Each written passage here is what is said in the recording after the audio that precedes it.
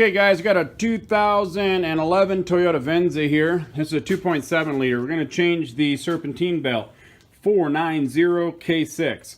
Now it is a 14 millimeters, all you're going to need.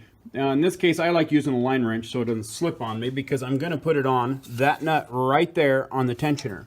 So we're going to be going, the belt goes around the crank, it goes around the air conditioning pump, it goes over the water pump, and it goes around the alternator. So it's real simple. All we're going to do is grab a 14 millimeter here, stick it straight up as high as you can because you're going to be pulling down this direction. May need two hands for this, but we'll give it a shot if I can find it there. So push down like this. That's going to loosen the tensioner. See it move? I got to get up higher. Right there. Now see the belt loosen up on the alternator? I'm going to use the other hand and I'm going to pull the belt off. Okay, so I pulled the belt off the alternator. Now see again, around the water pump. It's going to come off that direction.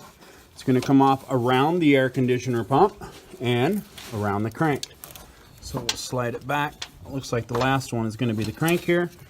And I'm going to have to jimmy it out a little bit. So just give her a twist like this towards the bottom and she'll slide out. So let me get two hands in there and pull that out. Go! Now she's out.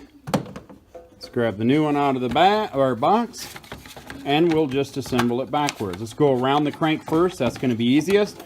Then we'll go around the the air conditioner pump, and then over the water pump and around the alternator. Okay, at this point I got the new belt around the crank and around the air conditioner and over the water pump. Now all I have left is the alternator. So now I can just kind of hold it there, stick my wrench on there, pry it back, and slide this piece on. Okay, so I pried the wrench back, slid it. I slid it first under the tensioner, but pried the wrench back and the alternator and slid it right under the alternator. So now it's sitting on top of it. Everything's good to go. Go ahead and start it. And that's it. So I hope this video helps you out. Please click like, please click subscribe, click on my name underneath this video for all my other how-to videos, and as always guys, enjoy.